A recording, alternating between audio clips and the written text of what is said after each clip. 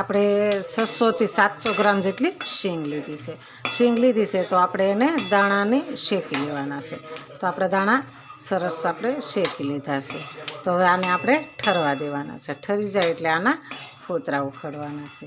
તો આપણે આની શીંગ પાક બનાવવાનો છે. આપણે ફોતરા ઉખડી નાખ્યા છે અને સરસ એકદમ કમ્પ્લીટ કરી નાખ્યા છે. તો આપણે હવે મિક્સર જારમાં નાખીને એનો પાવડર બનાવવાનો. તો આપણે મિક્સર જારમાં પાવડર આપણે સરસ પાવડર તૈયાર થઈ ગયો છે. શીંગ પાક સરસ થાય છે. શીકી કરવી હોય તો આખા ફાડિયા કરી દેવાના અને શીંગ પાક કરવો હોય તો પાવડર બનાવી નાખવાનો. પ્રોસેસ તો બેયની એક જ સરખી થાય છે. તો આપણે આને બાઉલમાં કાઢી આપણે ગોળ લઈશું. ગોળને આપણે આવી રીતના કટિંગ કરી નાખીશું. આપણે ગોળ કટિંગ કરી લીધો છે. તો આપણે હવે બનાવી નાખીએ. આપણે જાડા તળિયાનું લોહી લીધું છે. બહુ તેલ નથી નાખવાનું. 2 થી 3 ચમચી નાખવાનું છે. કારણ કે તેલથી એમાં શીંગમાં તો તેલ હોય જ તો ઉધરસ થવાની શક્યતા રહે.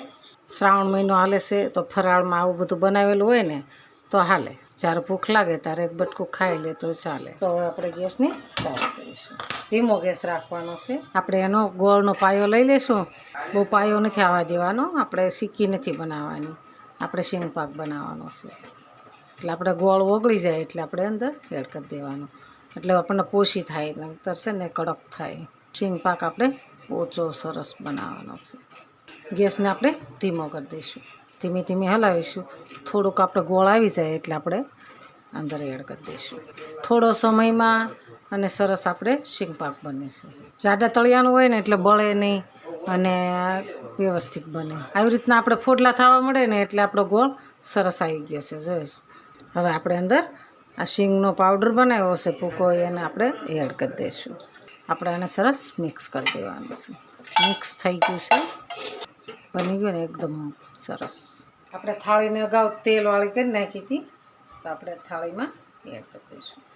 એકદમ સરસ પોસો ને મસ્ત બને છે. હવે આપણે એને પહેલાં બટકા પાડી દઈશું. પછી ઠરી જાય ને પછી એના સારા પીસ નથી પડતા એટલે આપણે પહેલાં પીસ કરી નાખીશું. ગરમ ગરમ હોય ને તો એના પીસ સારા પડી જાય. આપણે પીસ સરસ તૈયાર થઈ ગયા છે. તો આપણે આને ઠંડુ થવા દઈશું. ઠંડુ થઈ જાય ને એટલે આપણે સરસ બટકા પડી જશે. આપણો શીંગ પાક સરસ તૈયાર થઈ ગયો છે.